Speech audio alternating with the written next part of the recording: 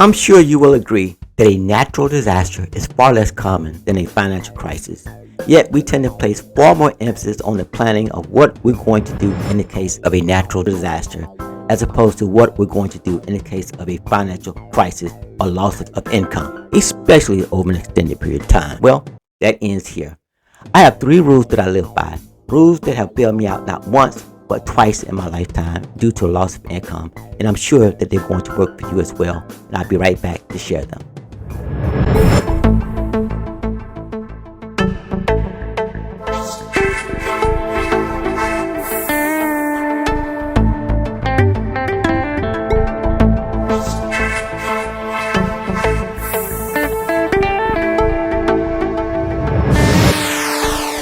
Thank you so much for staying with me.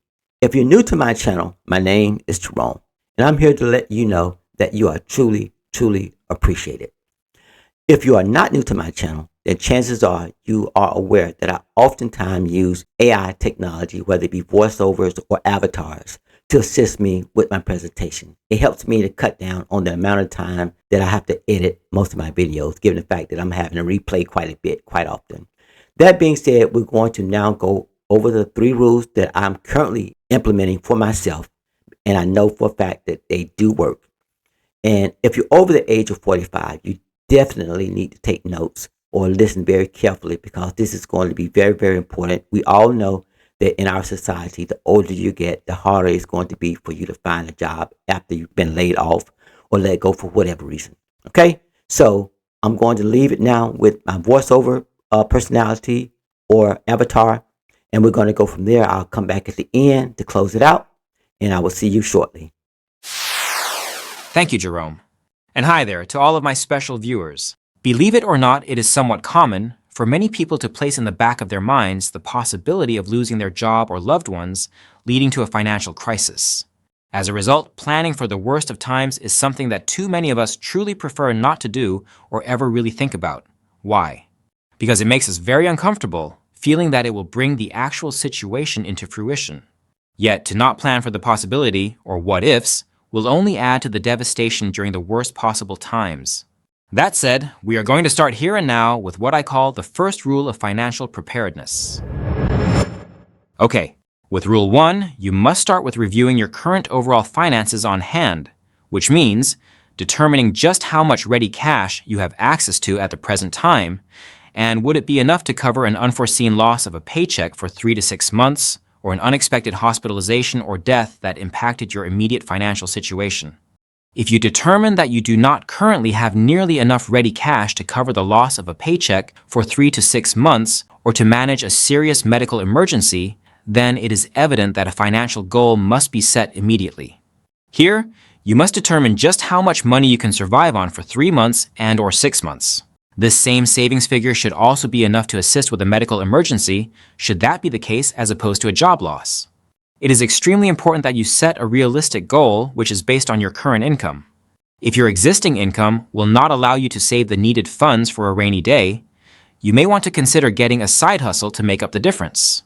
When determining the amount of money required to live relatively comfortably in the absence of a paycheck, ensure that expenses include monthly bills, weekly groceries, incidentals, and weekly living expenses such as gas, and occasional outings.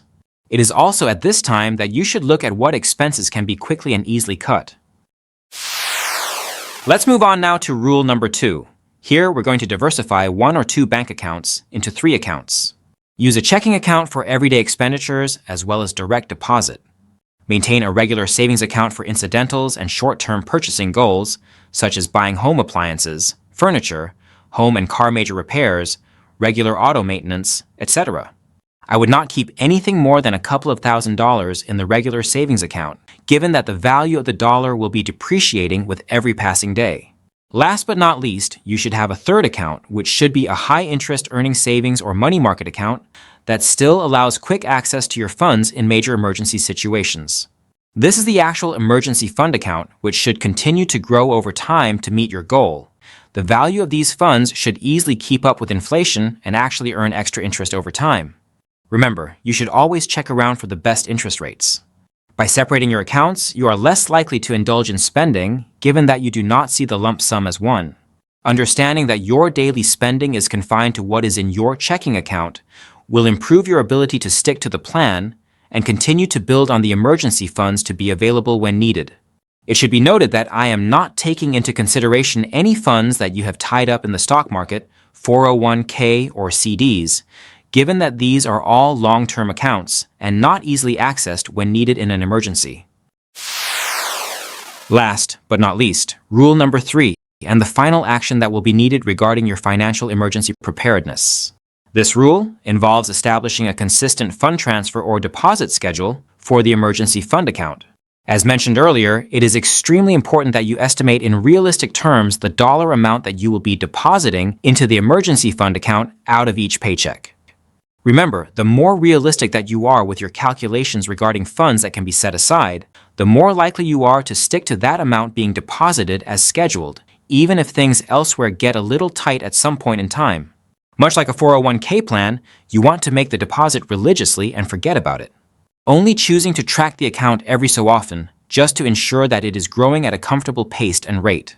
Keeping in mind that the monthly interest earned should be instrumental with helping to meet your goal over time.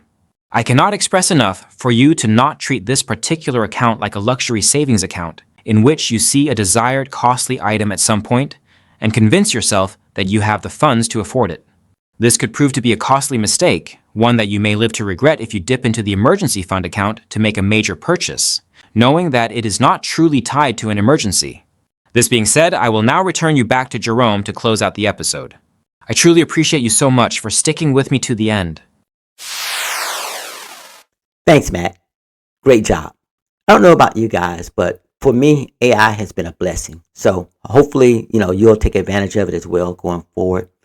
But that being said, I would like to re-emphasize the importance of always setting money aside and being prepared for a rainy day.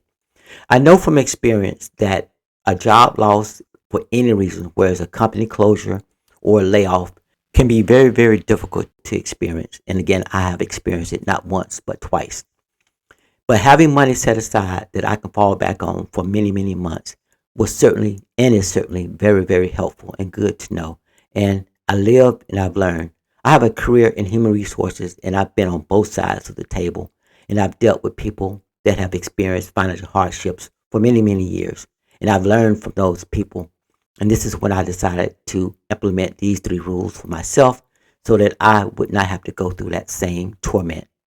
I hope that you take this serious, that you do not wait or put off planning for a financial crisis, because for the most part, and this is going to sound negative, but in reality, it is probably inevitable that at some point in time, you're going to have a financial crisis and you want to be prepared for it.